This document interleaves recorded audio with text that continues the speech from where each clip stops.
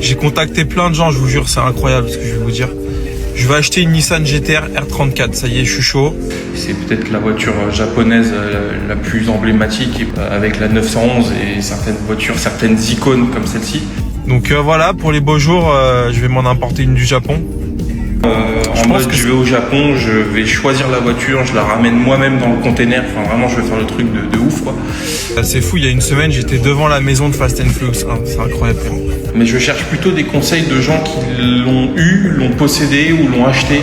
Comme ma M3, comme ma GT3 RS. Je veux vraiment, là, un garage pointu, tu vois. J'en ai...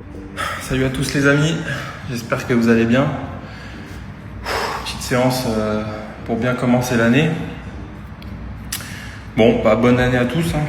On va faire les classiques. Bonne année, bonne santé. Et d'ailleurs, vous allez sûrement pouvoir m'aider. Mais je me suis mis en tête depuis plusieurs semaines d'acheter une GT-R 34. Je sais pas pourquoi. Enfin, si je sais pourquoi, c'est pour la plupart des gens, c'est peut-être la voiture japonaise la plus emblématique et peut-être la voiture de sport la plus emblématique avec la 911 et certaines voitures, certaines icônes comme celle-ci.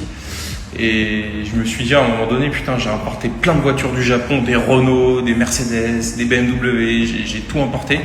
Et j'ai pas importé la voiture qu'il faut importer, tu vois, qui est la GT-R 34. Et donc, mais j'ai envie de faire le truc vraiment en mode, je vais au Japon, je vais choisir la voiture, je la ramène moi-même dans le container. Enfin, vraiment, je vais faire le truc de ouf, quoi.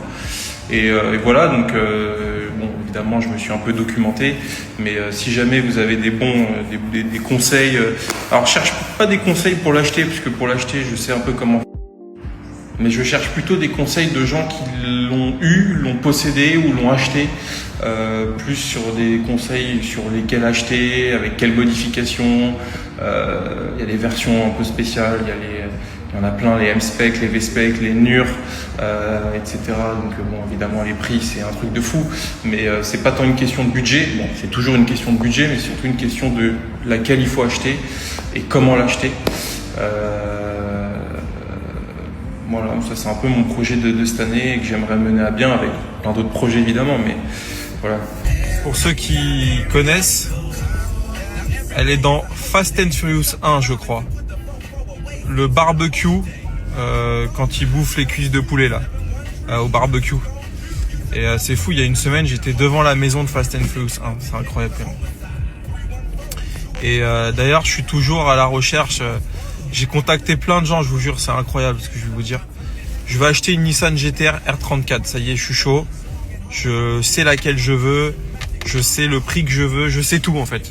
Je connais toutes les versions, les M-Spec, les V-Spec, les NUR, tout. Vraiment, et pourtant c'est compliqué, il y a plein de versions différentes et tout. Et bref, j'ai contacté plein de gens, il y a personne qui m'a répondu. J'en ai vu une au Japon, qui est une V-Spec. Une V-Spec montée full Z-Tune. Donc pour ceux qui savent pas, la Z-Tune c'était la dernière déclinaison de la GT-R R34 par Nismo. Et en fait, à la fin de la production, ils ont racheté, je crois, 10 V-Spec, donc d'occasion, qu'ils ont complètement modifié pour en faire des Z-Tune. Ça vaut entre 500 et 700 000 euros. Bon, moi, celle que je vise, c'est pas du tout les prix, hein, c'est plutôt 100, 150 000 euros. Donc voilà, pour les beaux jours, je vais m'en importer une du Japon. Je pense que c'est nul comme voiture. C'est complètement dépassé, même si technologiquement c'est fou.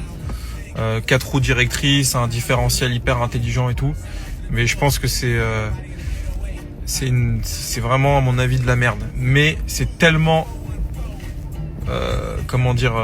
charismatique comme voiture que j'en veux une dans mon garage. Comme ma M3, comme ma GT3 RS. Je veux vraiment là un garage pointu, tu vois. J'en ai marre d'acheter des voitures. Je veux vraiment un truc de, tu vois. Et tout ça pour dire que personne me répond, personne ne veut travailler. Tu vois, je pense pas qu'il y a un mec tous les jours qui se lève en disant tiens, je mets 150 000, je fais un virement. Non. Mais moi, apparemment, les gens ont trop d'argent. C'est pas grave. Et tu vois, je suis quand même satisfait d'un truc, c'est qu'hier, quand je faisais ma rétrospective, là, je devais choisir 20 photos. Donc j'ai reparcouru ma bibliothèque Et je me suis dit, putain, qu'est-ce que j'ai fait comme truc, n'empêche, en 2025, c'est ouf. J'ai pas perdu de temps. Alors, je parle même pas sur le plan professionnel, même si professionnellement, bon, vous savez tout ce que j'ai fait. On a quand même monté quasiment 40 garages, c'est pas rien, avec Edouard et Alfredo.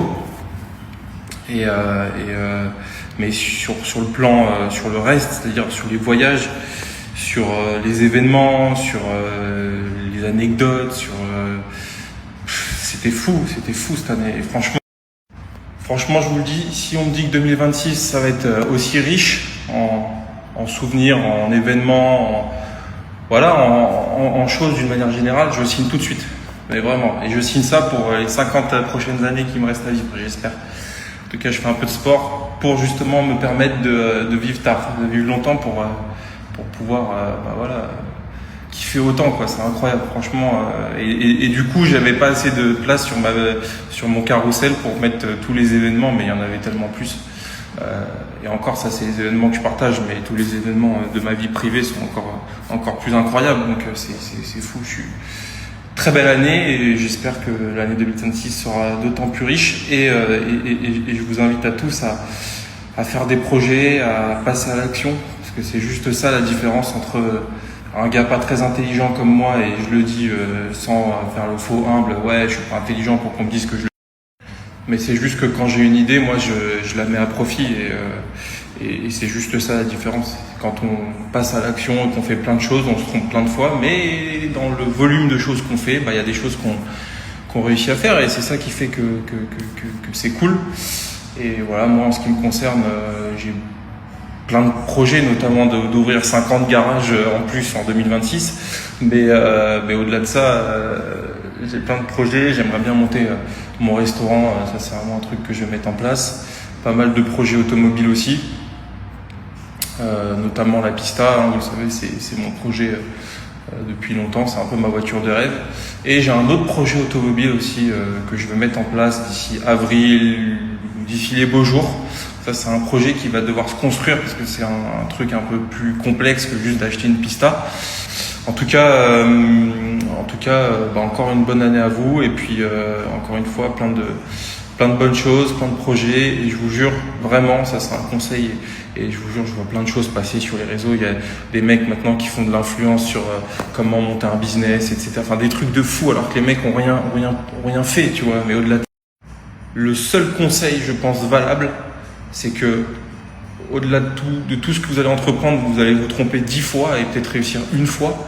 Mais ce qui est intéressant, c'est pas de réussir en réalité. Ce qui est intéressant, c'est le processus de création, c'est de dire j'ai une idée et de la mettre en place et de faire tout pour que cette idée-là devienne quelque chose de concret. Et c'est ça le plus intéressant dans la vie, je vous jure. Alors la finalité, évidemment, gagner de l'argent et tout, c'est très important parce que c'est ce qui permet aujourd'hui de dire je fais des projets, j'achète une Nissan GT-R 34, ça vaut 200 000 euros. Bon, bah sans argent, tu l'achètes pas, ça reste qu'un projet. Mais au-delà de ça, le fait d'entreprendre le processus de création, je trouve que c'est le truc le plus extraordinaire. Voilà, donc vraiment les amis, une idée, vous y allez. Une idée, vous y allez. Il ne faut pas se poser 15 000 questions.